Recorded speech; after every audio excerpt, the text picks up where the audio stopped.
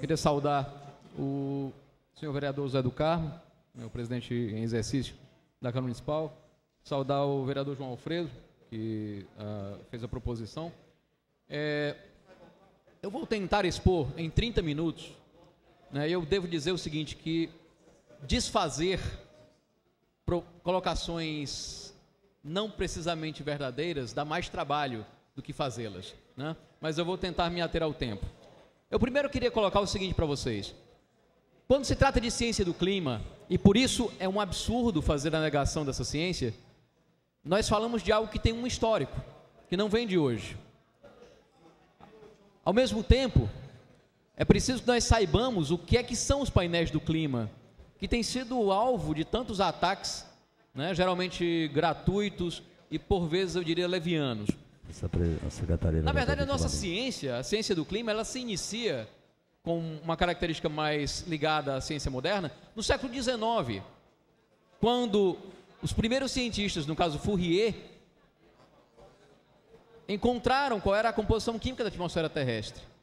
E quando mais tarde, quando, por exemplo, Tyndall fez experimentos de laboratório que mostraram quais são as propriedades físico-químicas do CO2 e provaram que o CO2 retém calor. Isso é algo que se conhece desde o século XIX.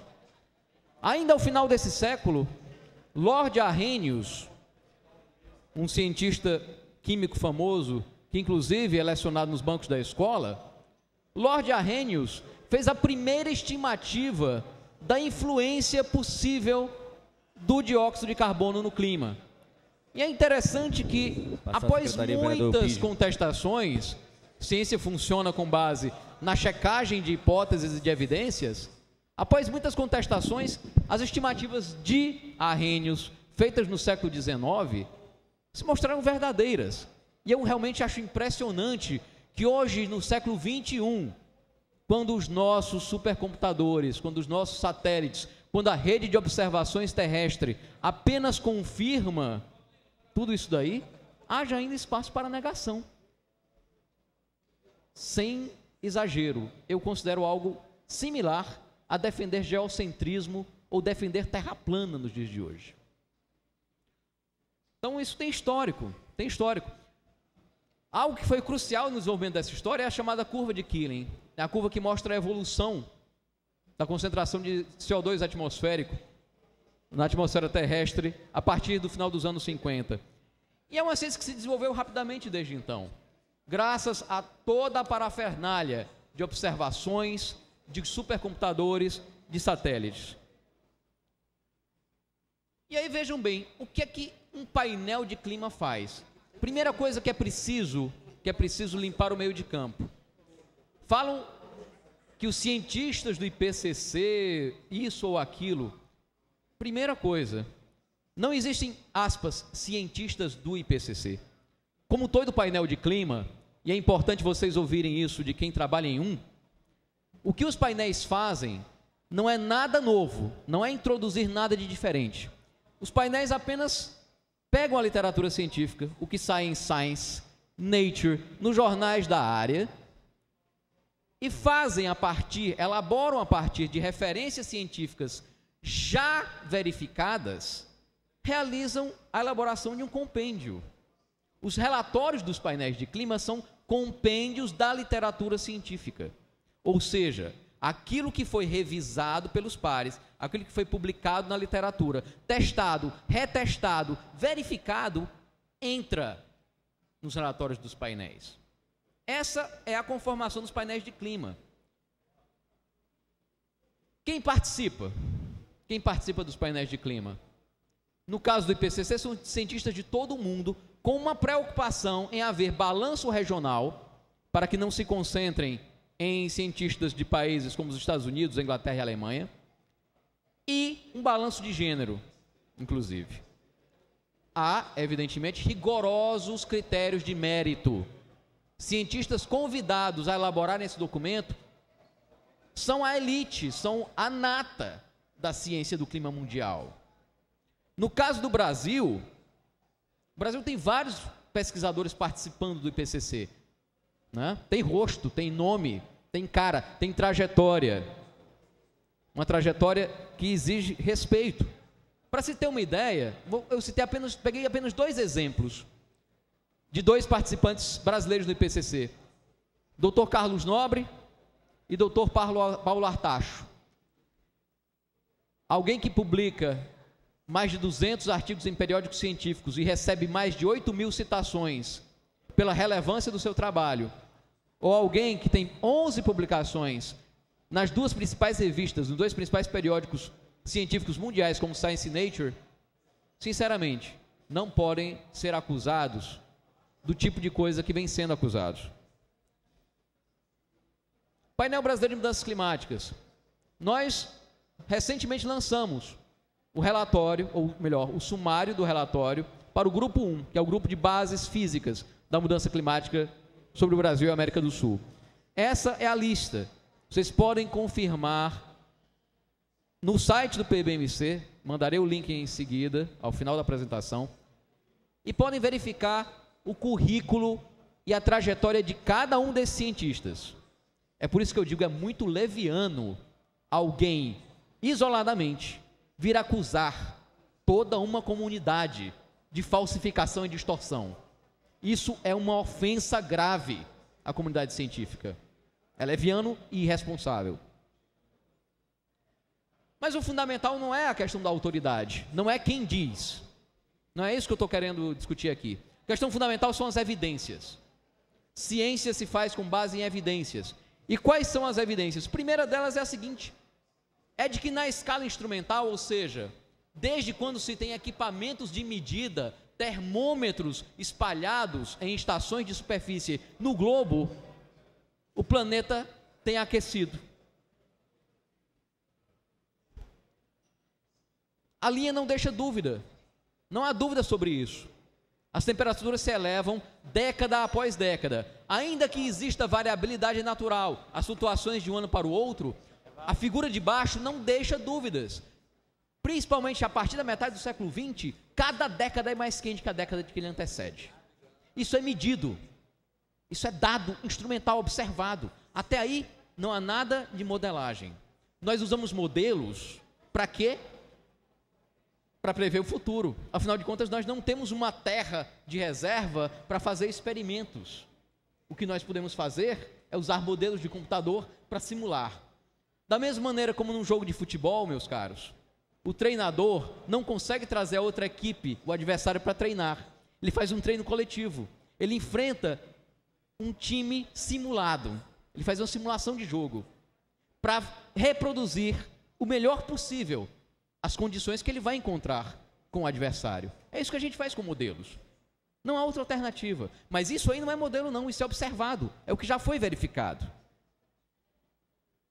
Óbvio, se alguém quiser distorcer dados ou falsear a realidade, faz isso que está mostrado nessa nova figurinha aí. Vocês estão vendo que tem um sobe e desce de temperaturas, mas que a tendência de longo prazo, obviamente, é de aumento. Alguém pode chegar, pensar um período curto, de uma década ou pouco mais de uma década, 2 décadas no máximo, e dizer que o clima parou de aquecer, que as temperaturas pararam de subir. Isso não é só agora não. Como vocês podem ver, desde o início do século, há vários momentos de aparente pausa no aquecimento global, a depender do olhar do freguês. Mas é claro que uma pessoa racional, na hora em que ela olhar a tendência completa de longo prazo, vai identificar uma tendência óbvia de aumento da temperatura. Por favor, essa linha está subindo. Negar o óbvio assim chega a ser grotesco. Mas essa não é a única linha de evidência. As temperaturas têm se elevado em escalas paleoclimáticas. Esse é outro detalhe. Nós não somos ingênuos ou ignorantes. A comunidade de ciência do clima sabe, melhor do que ninguém, que o clima mudou no passado por razões naturais. Sabe que houve estágios da Terra em que o clima foi bastante quente, como no período dos dinossauros. Mas é preciso que se diga o seguinte: em cada um desses momentos, o clima da Terra respondeu àquilo que estava forçando, influenciando, modificando o clima. E há vários fatores que modificam o clima. Mudanças na atividade solar podem influenciar o clima? Podem sim. Mudanças na disposição, na localização dos continentes e dos oceanos, pode mudar o clima? Claro que pode.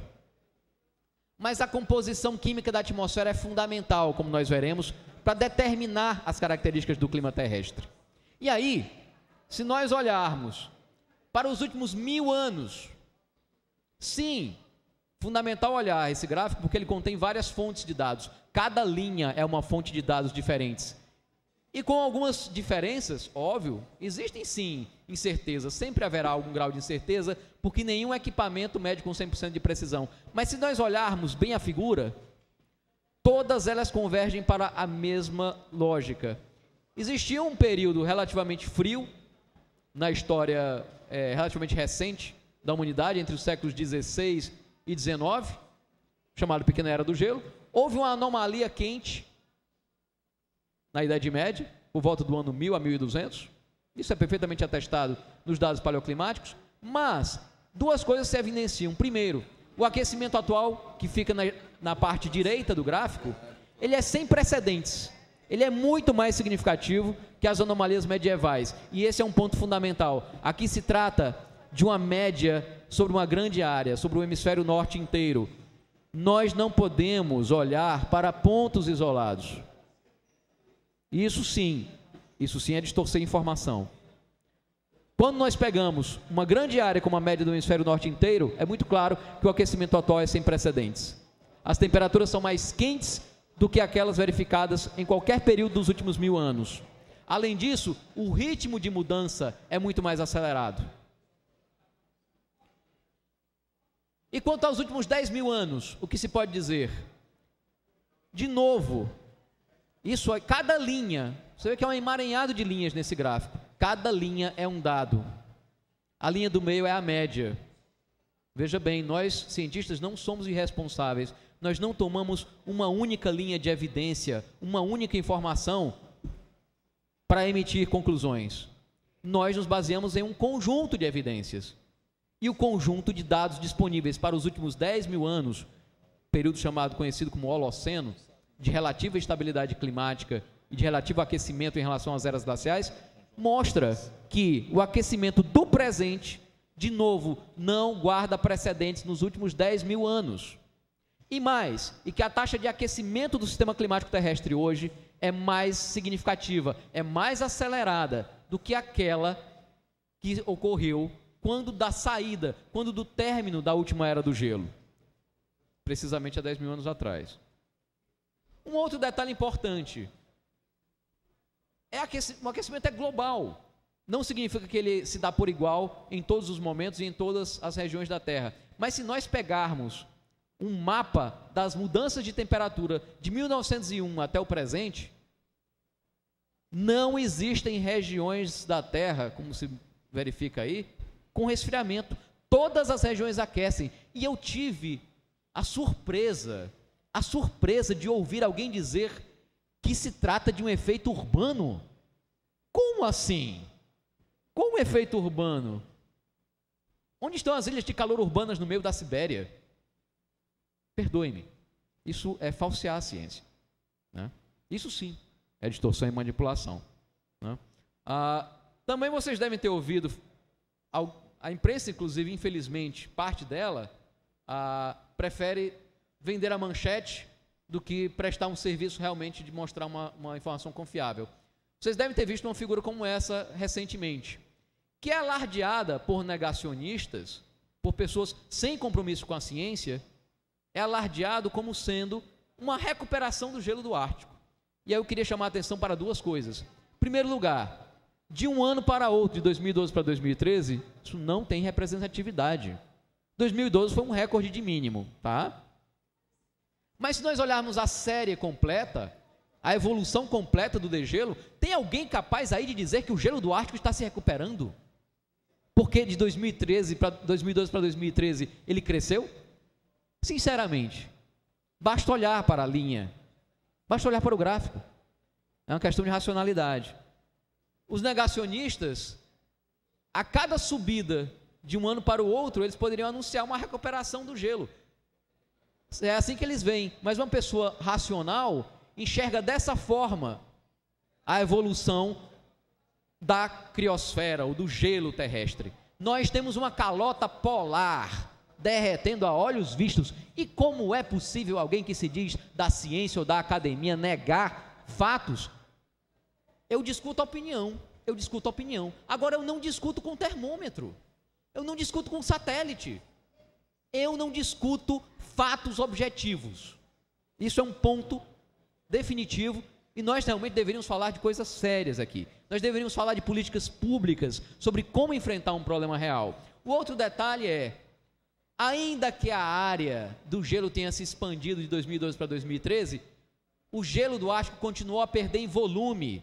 Ele está pouco espesso.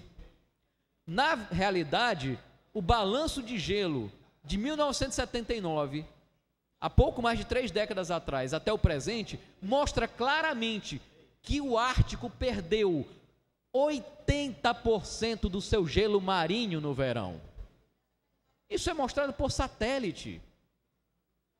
E eu realmente fico muito espantado que alguém tenha, né, condição de falar algo contrário. Detalhe, eu não estou dizendo isso de forma leviana. Eu posso indicar todo e qualquer site das fontes de dados, eu posso indicar os periódicos científicos que passam por revisão. Ninguém pode dizer qualquer coisa numa revista científica.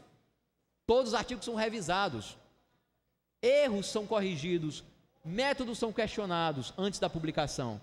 É possível indicar cada fonte dessas. Outro absurdo que eu ouvi, que a Antártica está ganhando gelo. Não, isso é falso. Os dados são esses aí.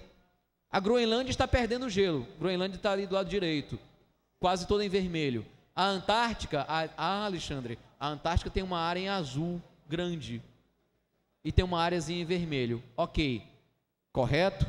Isso implica o quê? Que a Antártica está ganhando gelo na sua porção continental e perdendo gelo na península, como a gente chama, a parte da península. Quando a gente faz o balanço completo entre ganhos e perdas, aí vem a figura de baixo, as geleiras nos continentes estão perdendo massa, é a linha vermelha.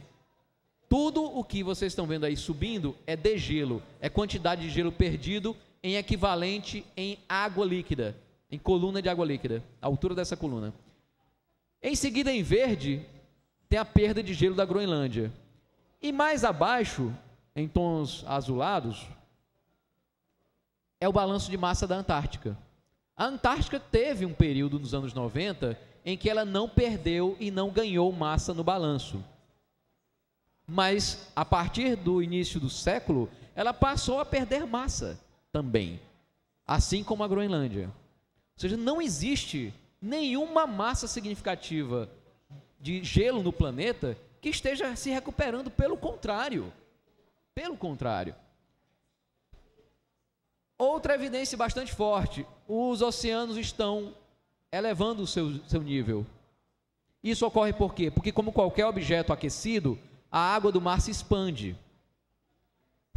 E hoje nós temos uma rede de observações que é capaz de verificar o oceano profundo. Isso parecia ser uma contradição, porque se nós olharmos as duas linhas de baixo, principalmente a linha preta mais embaixo, na segunda figura, essa linha mostra um aparente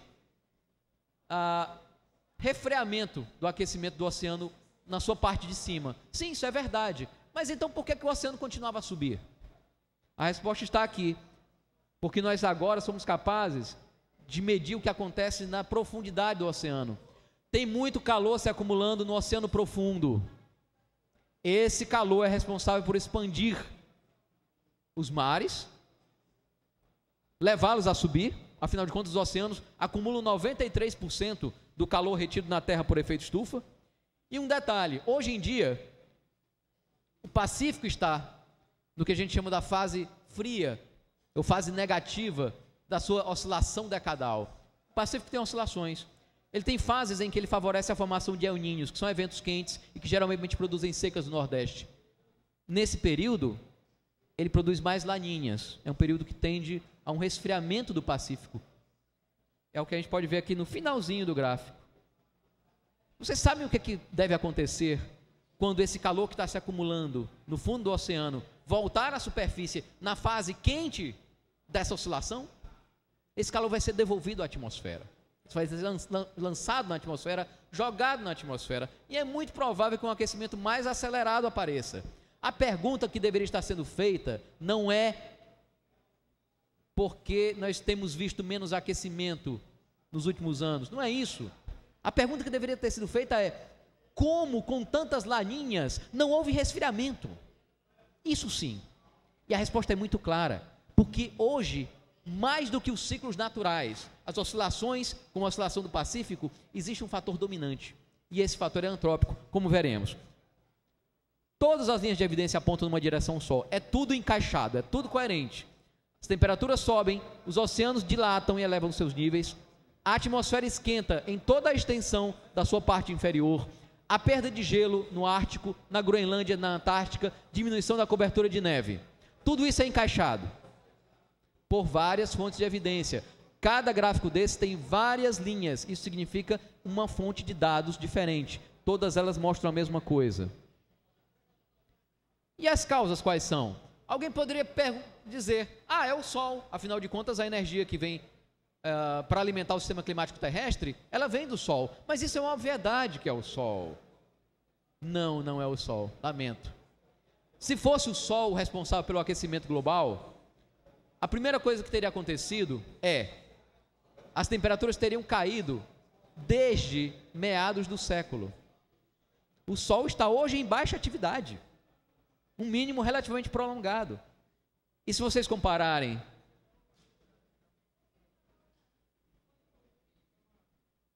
a temperatura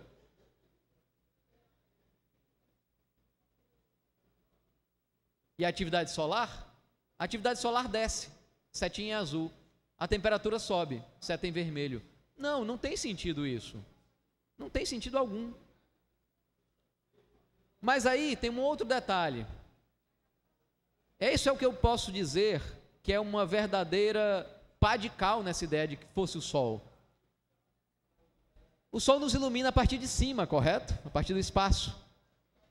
Qual seria a primeira porção da atmosfera a se aquecer caso o Sol estivesse em maior atividade?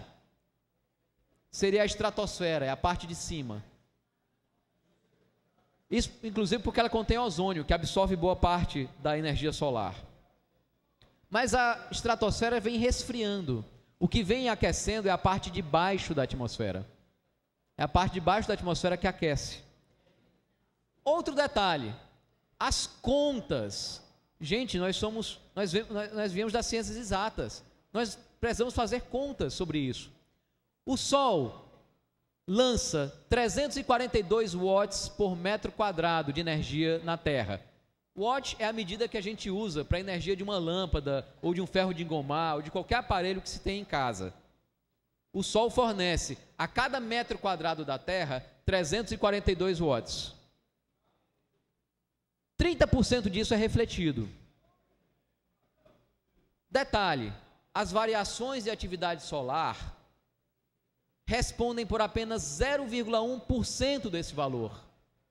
Ou seja, mudanças na atividade do Sol só entram com 0,3, no máximo 0,3 watts de diferença de energia a cada metro quadrado. O aquecimento global verificado só é possível explicar se nós tivermos um desbalanço de energia de mais de 1 watt por metro quadrado. Então, gente, por favor, nós somos cientistas. A primeira hipótese que nós teríamos olhado era o Sol. E nós ficaríamos muito satisfeitos se o fosse. Aí alguém chega: não, são os vulcões.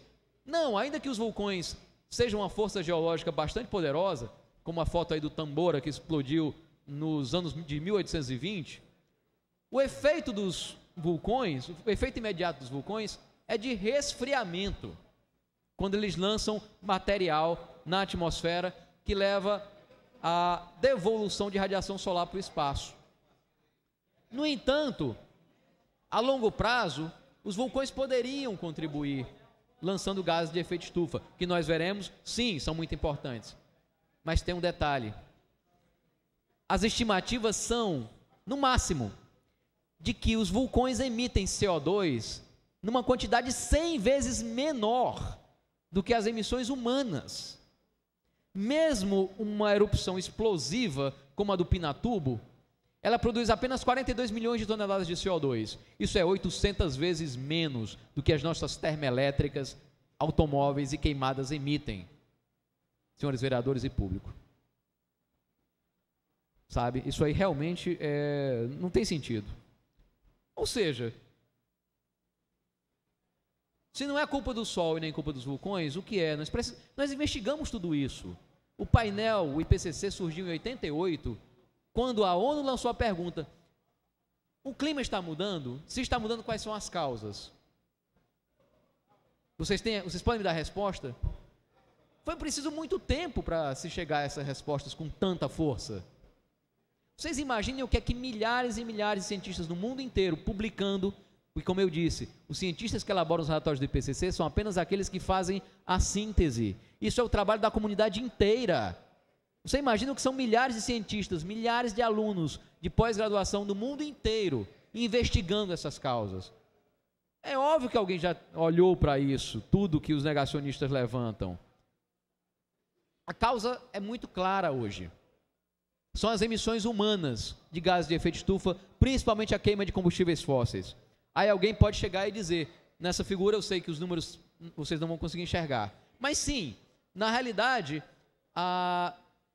por exemplo, a decomposição de matéria orgânica movimenta 75 bilhões de toneladas de carbono no ano.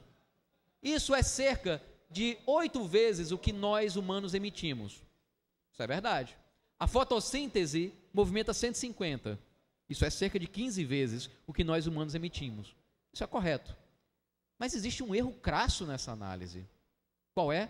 É o que nossa biota terrestre ela evoluiu durante milhões de anos para uma situação de equilíbrio, de balanço.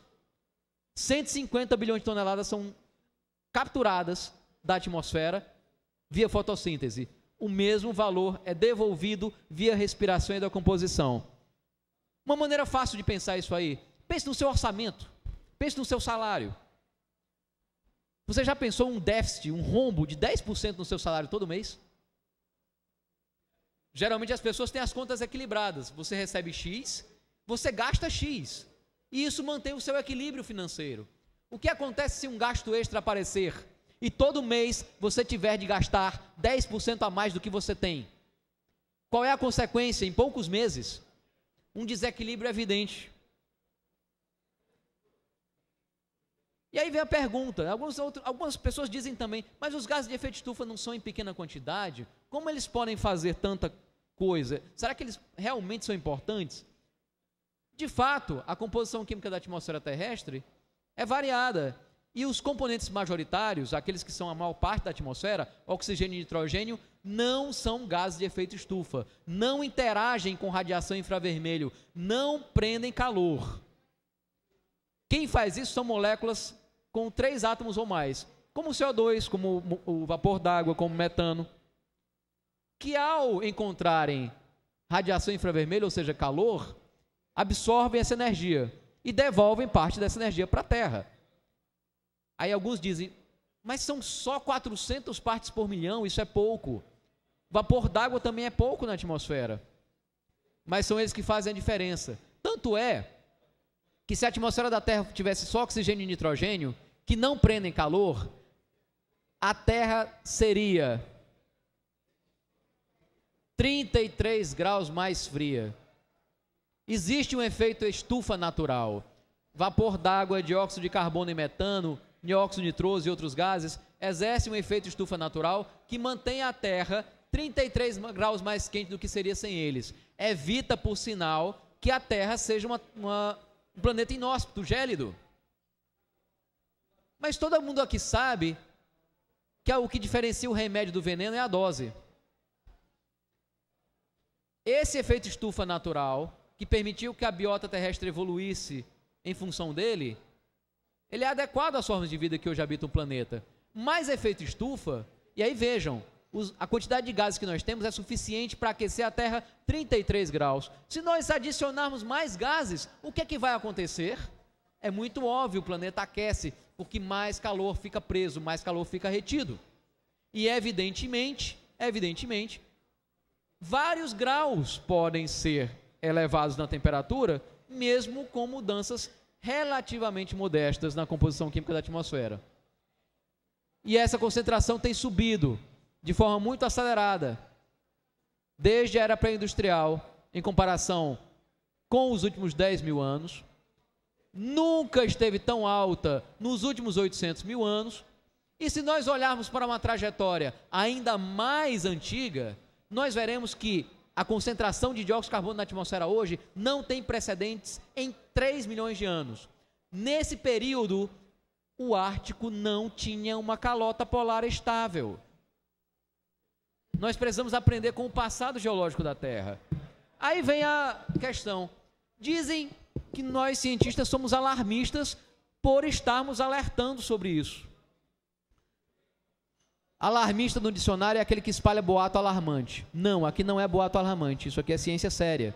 Eu queria saber o que é que vocês diriam do médico que diagnosticasse uma doença grave em algum de seus parentes. Se ele dissesse, o seu parente está com um câncer e ele precisa fazer um tratamento sério, de rádio ou de químio, o que é que você diria?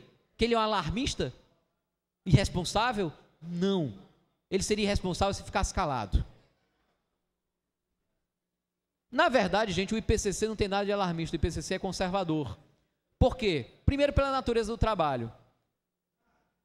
Como o IPCC faz levantamento de literatura, o que é que acontece?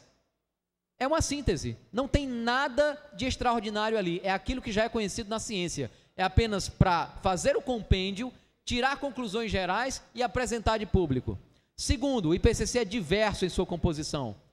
Não tem nada a ver com a figura que querem pintar dos painéis de clima como sendo confrarias conspiratórias. Nada disso. Terceiro, os relatórios são escrutinados por representantes governamentais. Então, se houvesse alguma manipulação, era para tornar esses relatórios mais brandos. As projeções do IPCC quanto ao aumento de temperatura têm se confirmado. As projeções do IPCC quanto ao aumento do nível dos oceanos têm ficado abaixo. Tem ficado abaixo da realidade. Idem para as projeções de degelo. Ou seja, a realidade tem se mostrado, na verdade, mais grave do que os relatórios têm apontado. Outro detalhe. Os relatórios do IPCC têm deixado de fora pesquisas científicas importantes como aquelas que mostram cenários mais extremos. Um cenário, por exemplo, que deveria aparecer num relatório do IPCC e não aparece, não sei porquê, exatamente talvez para não parecer alarmista, é um estudo publicado no ano passado na Philosophy Transactions of the Royal Society, que é um cenário sobre qual seria o clima caso todas as reservas fósseis fossem queimadas. 7,3 trilhões de toneladas de carbono na forma de carvão, petróleo e gás natural. As conclusões dos autores são realmente impressionantes. É que o clima se elevaria de 10 a 12 graus. Isso não está no relatório do IPCC. Não está. Mas isso é ciência séria. Eu, na verdade, espero que a humanidade tenha juízo e não queime todos os combustíveis fósseis. Mas isso aí é a reprodução do clima, da transição, do que a gente chama máximo térmico do Paleoceno e Eoceno há 53 milhões de anos atrás. Foi o último momento tão quente assim na história da Terra, e ao invés de ser algo obtido de forma natural e lenta, seria algo em escala de poucos séculos. As conclusões dos autores são de que o planeta seria inabitável para os humanos em várias das suas regiões. Mas detalhe, isso não está nas projeções do IPCC. Não está. O relatório omite esses estudos mais, digamos, radicais. O IPCC pega a média. Ainda assim, na média dos estudos, o IPCC aumentou o grau de certeza em relação à atribuição do aquecimento como algo humano, causado pelo homem. Não é o Sol, não são os vulcões, não há causa natural razoável. Todas as evidências apontam para as emissões humanas como a causa desse aquecimento. 2. Manteve as sinalizações importantes no relatório sobre o risco climático. O risco climático de aumento de eventos severos, de degelo, de elevação do nível dos oceanos, de perda de biodiversidade, de acidificação dos mares. Mas O relatório do IPCC, o 5º relatório, reavaliou para cima as projeções de degelo e de elevação do nível do mar. As projeções estão, portanto, mais graves do que eram há 6 anos atrás. Bom, e aí eu volto para uma questão fundamental. Qual é o dever e a responsabilidade desses painéis? Pessoas, nós somos cientistas, nós não somos mercenários. Quem compõe o IPCC e o PBMC trabalha de forma voluntária. De forma voluntária, nós somos convocados em nossas universidades, convidados com base nos nossos currículos, na nossa expertise, para trabalhar voluntariamente na elaboração desses relatórios. O nosso dever nesses painéis é reunir a melhor informação disponível que exista na ciência. Um minuto. O nosso papel é investigar as possíveis influências antrópicas sobre o clima, alertar para eventuais riscos. E é isso que nós temos feito. Contribuído com a elaboração de políticas públicas para melhorar as condições de vida humanas. E as projeções são muito claras. No caso de queima de combustíveis fósseis, aquecimento de vários graus. É possível manter sob controle? É, desde que nós reduzamos as emissões. Em termos de chuva, no cenário de fortes emissões, as projeções são de um aumento de chuva onde ela já é abundante e redução na maior parte das regiões onde ela é escassa. De novo, num cenário de poucas emissões, mantendo as concentrações de gases de efeito estufa sob controle, a expectativa é de contenção desse processo. Novamente, há um contraste. Se reduzirmos as emissões, podemos manter em equilíbrio ecossistemas como o do Ártico. Do contrário, nós teremos realmente o degelo completo da calota, do gelo marinho daquela região. Acidificação dos mares, idem. Elevação dos oceanos, idem. Projeções do painel brasileiro para o clima. Com boa dose de certeza, previsão de aumento da precipitação média no sul e sudeste, particularmente a região mais ao sul, Bacia do Prata. Com bastante incerteza, é preciso afirmar, quando há redução de chuvas no Nordeste. Essa é uma projeção colocada. Apesar dessa projeção, ela está sujeita a uma margem de erro maior. Minhas considerações finais, já que foi solicitado que eu concluísse. Primeira coisa é importante dar crédito à ciência. É fundamental dar crédito à ciência. Vocês todos se beneficiam da ciência em diversos aspectos. Vocês se conectam à internet, vocês usam computadores. Vocês se tratam com medicamentos, com antibióticos e antitérmicos. Vocês se comunicam pela internet, pelo GPS, usam GPS, usam celulares. Tudo isso é obra da ciência. Vocês apanham um avião. Vocês têm noção da física por trás do voo de um avião? Isso é o que acontece quando a ciência investiga. No entanto, não é justo rejeitar a ciência quando ela faz uma descoberta que não agrada. A ciência precisa ser ouvida também quando ela traz à tona verdades que não são convenientes. Outro detalhe, há dois lados legítimos, outra questão importante. Não, nem sempre. É muito comum se dizer, é preciso ouvir os dois lados. Isso é o que reivindicam pessoas como a Associação da Terra Plana. Sim, existem pessoas no mundo, podem colocar na internet, que dizem que a Terra é plana, contra todas as evidências. Existem pessoas que dizem que o Sol orbita a Terra até hoje, geocentristas. Existem os criacionistas, que negando todo o registro fóssil, todas as evidências geológicas, dizem que há 6.000 anos a Terra surgiu e as criaturas apareceram do jeito como são. Os criacionistas são negadores da evolução. E existe, inclusive, negação histórica. Existem aqueles que negam o Holocausto. Não, o Holocausto existiu sim, e é preciso aprender com isso. É preciso, portanto, distinguir o que é sério, o que é verdade, o que tem ligação com os fatos, do que é negacionismo, o que é falso, o que é anticiência, o que é mentira. Aí vem a pergunta, poxa, mas por que então se criou tanta polêmica em torno da questão climática? Era simplesmente para se aceitar as evidências. Cientistas se sentaram, reuniram o conjunto das evidências e apresentaram as conclusões. Por que simplesmente não se aceita isso, como se aceita que um avião funciona, que um celular funciona e que um antitérmico funciona? Por quê? Por um motivo muito simples. Existe um lobby muito poderoso hoje que nos ataca, a comunidade científica. É o lobby da indústria de combustíveis fósseis. 6 das maiores empresas do mundo em lucro e em faturamento são petroquímicas. Uma delas somente, a Shell, ultrapassa o PIB da Argentina. Se eu pegar 11 empresas fósseis e 2 automobilísticas, o faturamento anual dessas empresas ultrapassa o PIB alemão. Essas empresas estão entrelaçadas aos bancos, são acionistas uns dos outros, compõem os conselhos deliberativos uns dos outros. E, portanto, a fórmula é muito simples. Essas empresas corrompem governantes, parlamentares e pseudocientistas para poder manterem a sua fonte de lucro, para explorarem combustíveis fósseis como se não houvesse amanhã e continuar explorando combustíveis fósseis da forma como se faz hoje. É a única garantia de que nós não teremos amanhã. Há análogo no passado em relação a essa manipulação, a esses lobbies? Há. No caso do DDT, a empresa que produzia o DDT, a Monsanto, lançava propagandas como essa aí: DDT é bom para mim. Sabe-se hoje que o DDT é venenoso e cancerígeno, mas ela negou, passou anos insistindo, contratou cientistas vendidos, uma minoria, para dizer o contrário do que a maioria dizia, que DDT causava câncer. Contratou uma minoria para negar e garantir que esse produto venenoso, tóxico, permanecesse no mercado por vários anos. Chuva ácida, idem, negavam que a queima de carvão com enxofre produzisse chuva ácida. Como negaram? Até que não houve mais como. Mas o principal análogo é com a indústria do tabaco. A indústria do tabaco fazia propaganda de que o seu produto era um sucesso, que não fazia mal para a saúde. Eles até grávidas fumavam, fumava-se dentro de aviões, quando a ciência já sabia que cigarro causava câncer.